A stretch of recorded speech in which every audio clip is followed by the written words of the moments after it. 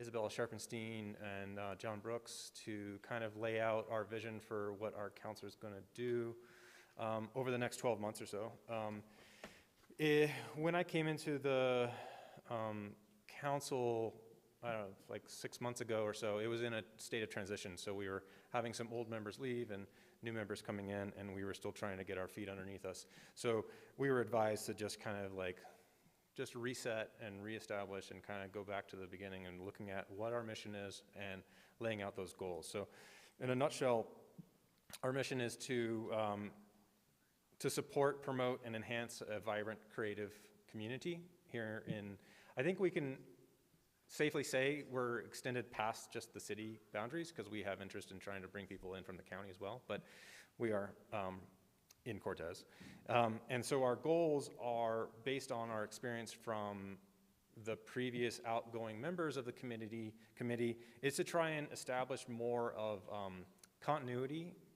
We found that in the outgoing members of the committee kind of held a few cards close to their chest in regards to some of the information that had been collected by them, but they didn't necessarily hand it over very easily. So we want to make sure that the committee and its goals and its mission have a clear kind of groundwork and scaffolding so that when the current members interchange, the committee's work can kind of continue. So that was one of our key goals for the continuing the current year. And a big part of that is trying to do outreach to the artists and creative peoples within our community. And one of our hopes is to try and have a singular voice from our committee as opposed to my email and Sam's email. And so we're hoping that we can establish maybe like an email address that isn't belonging to any one of us so that that it can be just something that's coming out. We actually requested that we got an email address like with a city address, but right now that seems like there's a hurdle that's against us right now. So we're hoping that we can come up with something that works well for that, because I think that really helps with the legitimacy of our communications that are going out to those people. And that then bridges into the next bit of work that we'd like to do, which is outreach, social media. We've talked about trying to collect an inventory of the different artists within our community and try to create a directory on the city website to say, if somebody's coming to our city, just passing through, or a visitor, or somebody just moving to the area, they can then connect with those people. They can just be a directory of who are the creative studios, artists, performers in our community, and can we then have that directory, say, housed on the city website, something like that. And then bridging off of that and into that outreach is also building those partnerships with the businesses, because a big part of what all this underlies is building that creative environment within our community, which bridges into truly just economic development, honestly. It's like all those things kind of like feed into that kind of vibrancy that can be really valuable to offshoots of that creativity, and then that brings in product creation, craftsmanship, presentations, performances, all those things kind of like feed off of all of that. So that's our idea of what we hope to accomplish in the next 10 months or so. Any guys got any questions? How many people are still on the committee then? Currently we have 3 members and 1 high school student. Okay. And the high school student, she's about to graduate and she's going to go off to college, and hopefully I work at the high school. I have another high school student in mind that might be somebody that can take her place. Because so I'm the chair, Sam's the secretary, we have Dave Ross, who's the vice chair, and I think we could easily, hopefully, in some of the work that we're planning, attract more members and keep a high school presence. I think that's an important part of it. Great. Well, thank you. Yeah.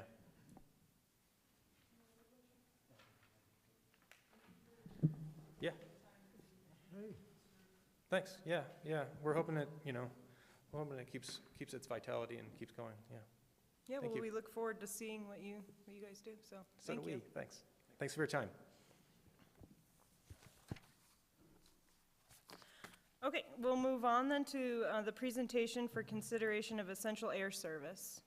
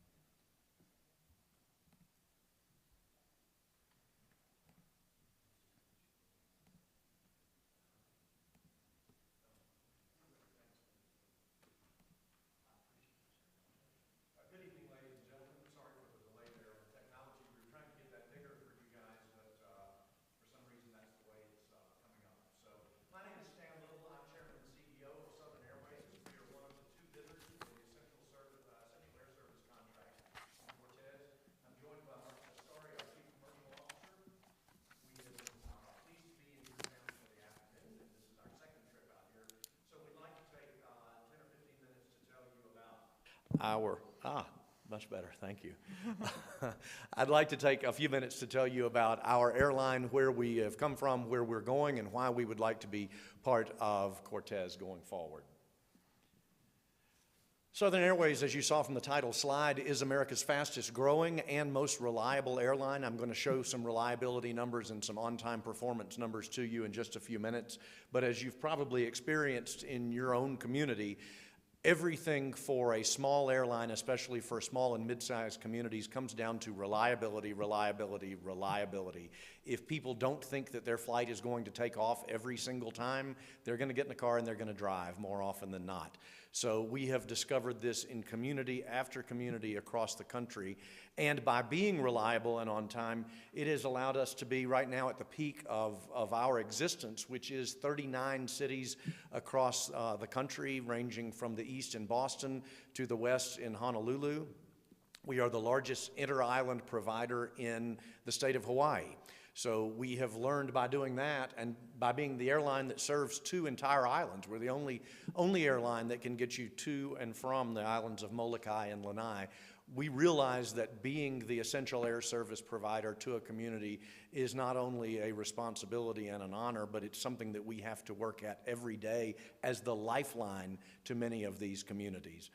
By doing that, we develop relationships with the leadership of these communities, and as I tell all of the communities that I go pitch, I fully invite you and welcome you to call every single one of the communities we're in, whether it's an EAS community or whether it's a community that we serve because we choose to, and take their word for our reputation rather than our word, because you'll almost always get a good review from the person presenting for an airline. You may or may not for the hometowns they serve.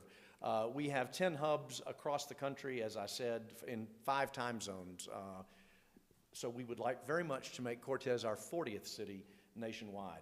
The other thing that we're very good at is we're not just an EAS airline. Many airlines decide to get into the EAS business because they know they're guaranteed a check. We also get into the business of serving communities where people have to buy tickets, and there's no government subsidy there, so we have to be good at what we do, or we're going to fail. Southern Airways is 50% EAS and 50% at-risk flying. So we take the lessons we learn at the at-risk flying and we apply that to our EAS communities. This is our route map, and this will show you we are in 6 different and distinct footprints from New York and New England. The only seaplane service between New York Harbor and Boston Harbor, you're going to buy your ticket on southernairways.com. That's part of our code share arrangement with our partner there. We're big in Nantucket and about to expand to Martha's Vineyard this summer. As I said earlier, we're in Hawaii, where we have about 140 daily departures each and every day in the Hawaiian Islands. We also have hubs at Washington Dulles with United and Denver with United, and then in the far west and in the Gulf South. If you would want to see our 2021 EAS controllable completion, that's January all the way through December. We had several months where we were at 100% or very, very close, 99.9%, for example, in March and April. The biggest down month that we had during that whole time was 98.3%, which is what most airlines bid for EAS. We consider that a down month, and that was when Omicron first popped up, and we were having to battle the pilot issues with Omicron, but still we managed to get out 98% or better throughout the entire period. I like to show the difference that we've made in getting passengers back to towns when we go in there. So if you look at this slide, over to the left, you'll see carriers that we have taken over from. Silver Airways in 2014, where we took over from 34-seat passenger planes into a 9-seat passenger plane, and yet the passenger numbers went up. Cape Air, Seaport Air, in all of these cases, Southern came in, and because of the reliability issue, the customer service issue, the on-time performance issue, and the fares, frankly, we were able to take those numbers higher than they had been with the established carrier before us. We've had a long-standing rule in EAS communities: we don't have 3-digit fares. So you don't have a case where when times get lean, the carrier says, all right, push the tickets up to $150. The government is already helping with the air service in these communities. The purpose of this program is to provide service that people can afford in order to connect to the National Transportation Network. So our fares range from $39 to $99, and they don't go above $99. That has been the case for the last 8 years. We've not had a price increase in the last 8 years. One example that I like to give out here, the inaugural city for which we opened our Rocky Mountain footprint is Chadron, Nebraska. Chadron had terrible problems with their incumbent carrier canceling flights for sometimes days at a time. Southern Airways came in, and we have had 100% controllable completion at Chadron since we started in June. Literally not a single cancellation for lack of a plane or lack of a standby crew on any day for the entire time we've been in Chadron now for 7 months. And again, I encourage you not to take my word for it, but to call the leadership in Chadron if you'd like to. This is a story that the Arkansas Business Journal ran a few months ago, unbeknownst to us, and it was just talking about reliability and nothing else but reliability. And there's some quotes on here from the airport managers that were part of this article. Again, it was not any article that we were part of. We saw the article when it came out in the paper, just like everybody else. But the things that I wanted to bring out were when Southern says they're going to do something, they do it. And I think that's very critical in this day and age. We're not going to overpromise and underdeliver. We might underpromise occasionally, but we're not going to underdeliver. And I think that's the way that most communities want it. So as you're looking to evaluate your two presentations, your two bids that you've got, what we would ask you to do is look at what the fares actually are and say, has this airline delivered consistently for years on a promise of low fares? And are the fares low enough for what our community needs, being 379 miles from Denver International? Also look at the reliability rate, the aircraft, the size of the airline. And I say this because a lot of communities want to say, well, let's look at the size of the aircraft. Well, the size of the aircraft is not necessarily the lead factor you want to look at. Most communities say, I want a bigger airplane because usually bigger airplanes are flown by bigger airlines. And in the case of Cortez, that's certainly not true. We're America's largest commuter airline. 250 pilots on staff, 551 employees, 64,000 annual departures. 64,000 times a year we take off and depart, so we've got standby planes, we've got standby pilots. We don't fail if one cog in the airline fails because we're an airline with the size and scale to have lots of cogs in there, to have a backup system and a secondary backup system. So I hope you'll look at that as you're evaluating this. I know your other bidder has bigger airplanes than we do, or operates some bigger airplanes than we do. That's a two-sided coin. They're also older airplanes than we operate. They're about the only airline left in America that still operates planes of that size. You know, we're bidding this community with both PC-12s or with King Air Super 200s. Super 200s are what bank presidents fly, as their personal aircraft or their corporate aircraft when they go around.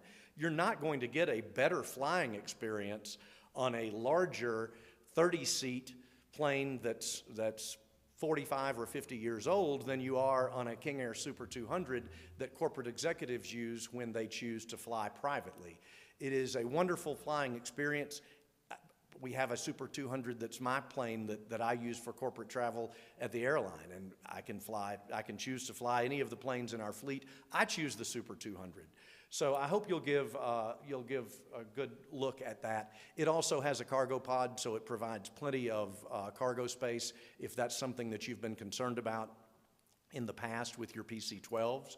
You also have a bid involving the Super 200 that could give you the two-hub system of 2 times a day to Denver and 1 time a day to Phoenix to take advantage of both United Airlines and American Airlines, both of which we have interline partnerships with. We also are your only bidder that has Alaska Airlines as well, and as you know, at the Fortress hubs, like Phoenix and like Denver, often the lowest fares come from the airline that is not the Fortress hub holder. They're going to push their fares up as high as they possibly can.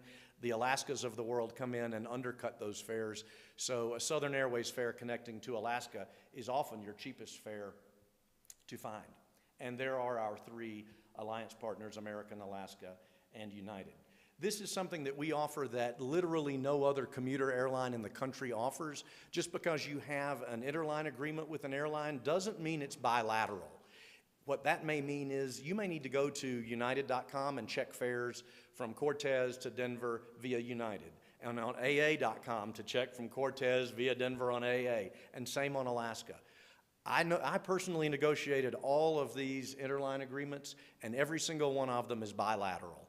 That means you can go to iflysouthern.com, and as this slide shows, we'll give you every connection on all of our airline partners. So it's one-stop shopping where you can say, today I'm going to fly Alaska because it's $100 cheaper than going over United, but tomorrow it may be that United has the cheaper flight or the time that I need, but we are the only airline that offers one-stop shopping.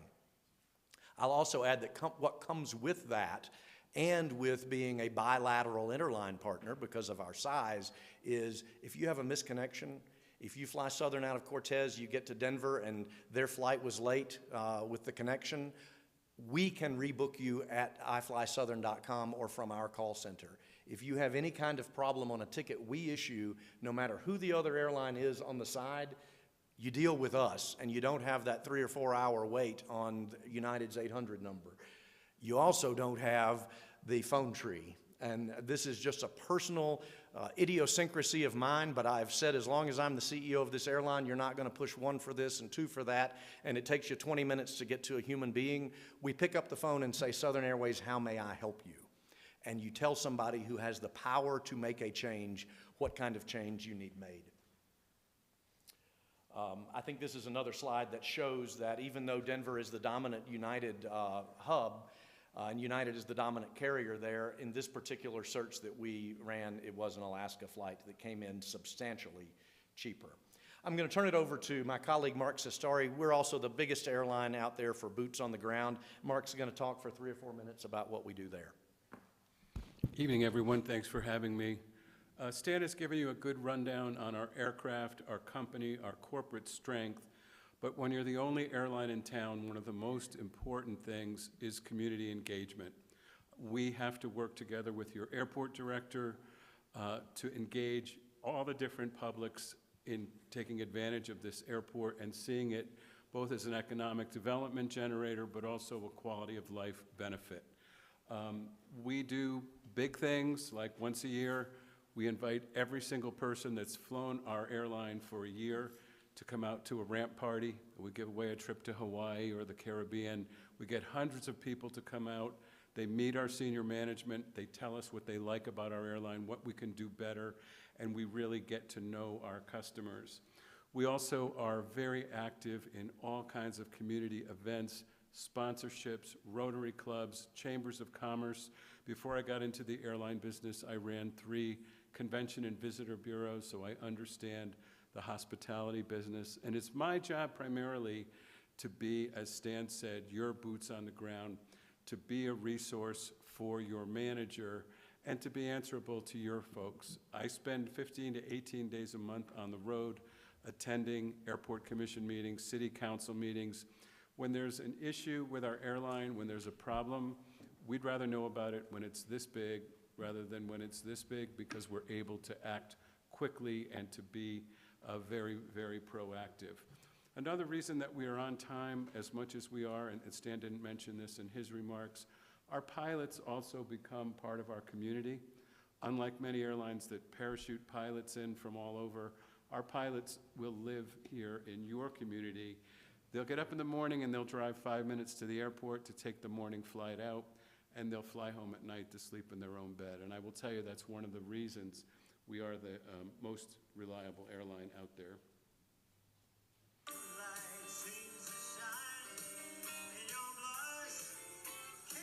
This is one of our ramp parties. It was in Bradford, Pennsylvania last summer. It was a beautiful day. We had over 400 people come out for our event, live music, food, folks get to get a taste of Southern Airways.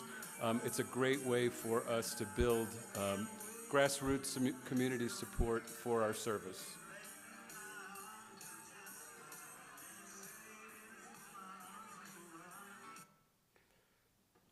We also have programs with colleges, hospitals, and other community entities to help them become distribution partners for us. I'm going to turn it back over to Stan at this point.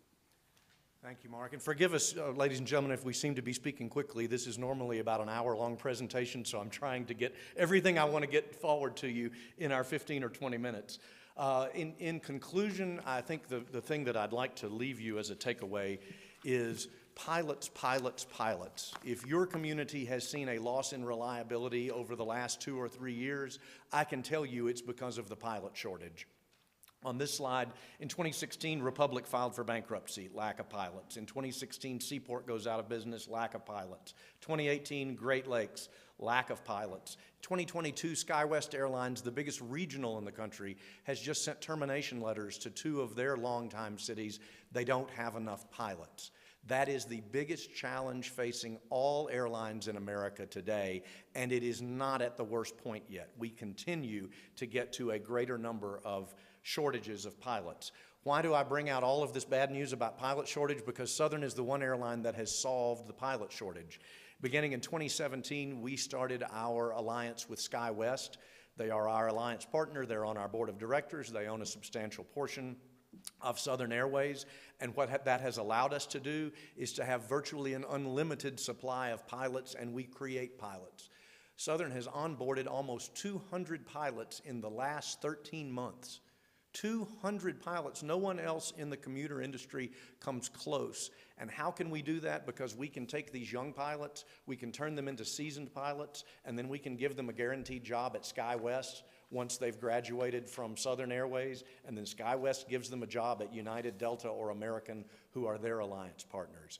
Having this flow of pilots has caused us from going in 2017, when we were canceling flights, just like everybody else, left and right. It was a terrible, terrible year. By Christmas of since Christmas of 2017, I can count on both hands the number of flights we've canceled for lack of available crew. And that's with 64,500 departures every year. So less than 0.0001% of our flights are canceled due to lack of pilots, and no one else in the industry is doing that. We never had the meltdown in 2020 with Omicron that you saw from Spirit and Southwest and some of those guys. It just didn't happen. So we're going to deliver you a quality product, a reliable product, an on-time product, and we're going to do it better than anybody else out there if you give us the opportunity. In closing, I would, I know this is going to be far too small to see on the screen. These are the 4 bids that we have given you. There is a real focus right now at DOT to get costs of the EAS program under control. They have exploded in recent years. We've gone from $50 million a decade ago to $350 million today, while the number of cities served has gone down.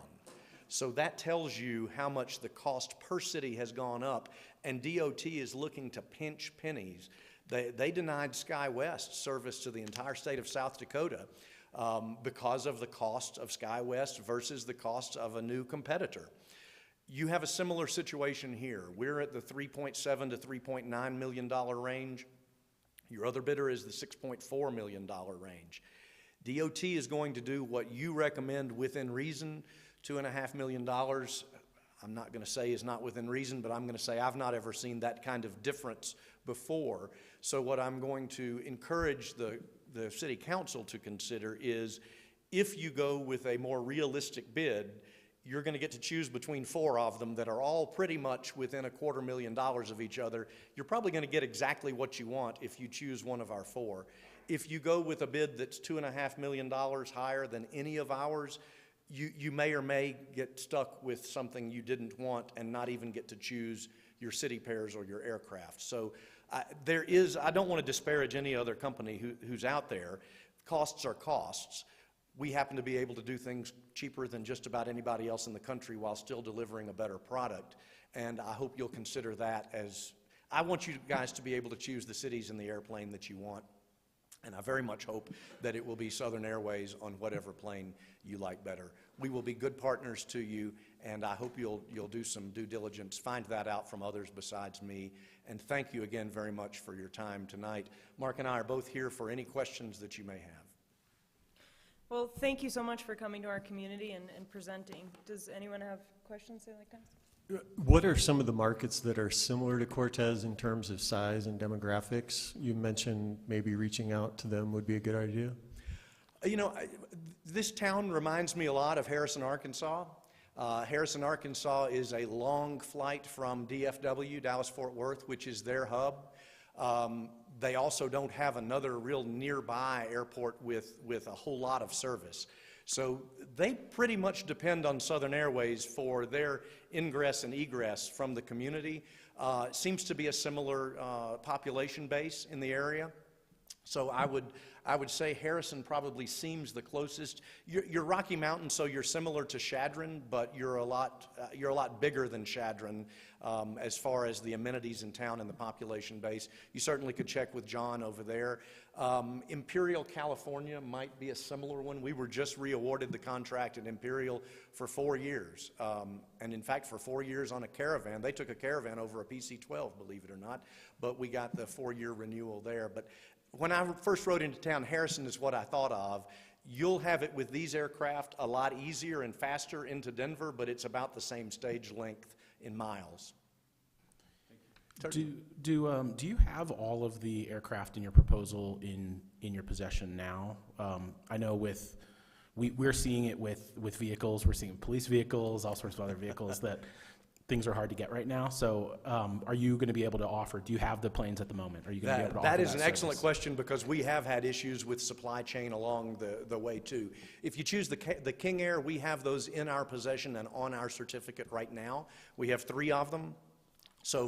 And it would just be for use in the Rocky Mountains, so it would be 3 airplanes to be split among 2 communities, each community with 1 plane and then a spare.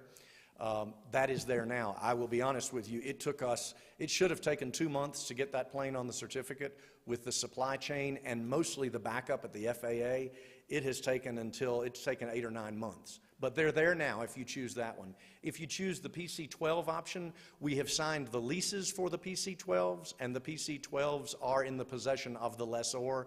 They are currently being painted and put with the Southern Airways livery and the interior. So there shouldn't be a problem with having that for you by the time the contract would start in the summer. Certainly. And then, so do your pilots have experience flying in the Rocky Mountains, in the altitude and with the weather?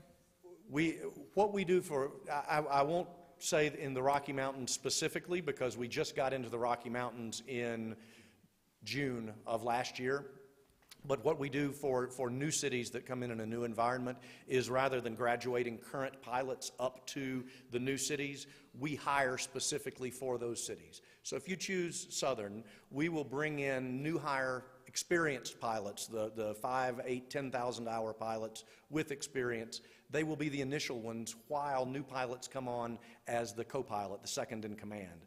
And then we will begin that graduation process where you fly 1,000 hours as second in command, and then you're upgradable to be pilot in command, but you have the experience of having flown in that environment. I will tell you, our communities of Bradford, Pennsylvania, there's another one it doesn't remind me of this community by demographics and by size, but the weather is very similar. It snows every day from November to April in Bradford, PA, and when it's not snowing, it's sleeting or freezing rain. And they have a pretty decent elevation. So both Bradford and, Du Bois, actually, if you want one Du Bois, PA is probably the closest. It's also in the snow, the mountains, the freezing rain, but it's a town about the same size as this one and also a pretty similar distance. So you will get experienced pilots. You're not going to get a Hawaiian pilot that's going to come in here and fly for the first time in January. I can tell you that much. We have a 100% unblemished safety record. No accidents, no incidents, no investigations. Certainly no injuries and God forbid, certainly no deaths or crashes. So in our 10 years of existence, safety, safety, safety is the #1 priority. By being the size we are, we have people that do nothing but safety. So there'll be a safety auditor that comes around once a year just to do a safety audit here. There'll be a maintenance auditor that comes around just to do the maintenance safety audit here. And most airlines that are our size or smaller don't have that big airline infrastructure that we do, but we know we can't have one incident or one accident, or, you know, our reputation is finished. We have to be 100% perfect every single day. I was going to ask on your pilots, do you have designated pilots for this area, or just going to have because you won't be short of pilots? We ran into that problem before. We have run into that had before. so many hours flying for that day. I was just wondering if you had any backups or what. We have what are called ready reserve pilots that are on duty every day that sit at airports in uniform waiting to see if anyone's going to call in sick or if anyone's going to have to leave the job early for any reason. As far as how the pilots are designated for a region, we do it like Delta, American, and United. It's done by pilot bidding, and that's based on seniority. So pilots will, you know, if we've got 240 pilots that are on staff right now, the pilot with the oldest the furthest back hire date will get to say, I want to go to Cortez, or if he says, I want to go to Honolulu, or I want to go to Nantucket, that's where he's going, and we do the bid process for assignment. New pilots that are serving as captains, as pilots in command, have to have experience in a region as a co-pilot, as a second in command, because it is a learning process to know the region, especially in places like Du Bois, like Cortez, but even, believe it or not, in Hawaii. I mean, when you're flying around a volcano and there's snow on the top and there are waves on the bottom and there's storms in between, it can be as harrowing out there as a winter's day here. You just have to know your environment. Anybody else? I think my only other question is, are the planes pressurized? I think there was concern on how long the flight to Denver would be. Yes, both of your planes are pressurized. Both of them cruise at about the same speed, so your flight to Denver is going to be just over an hour. Okay. It's not the same as a SkyWest regional jet, but the same as virtually any propeller-driven plane that would be out there. But, you know, our average stage length for all of our flights on the continent is just over an hour. And for Phoenix would be just over an hour and a half. Okay. All right? Any other questions? All right, well, thank you, gentlemen, so much. Thank you. We appreciate your time.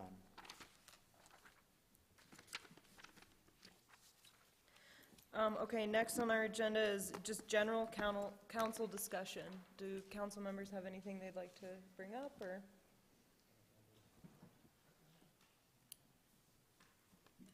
Okay, I think then we will adjourn this meeting until our regular meeting at 7:30.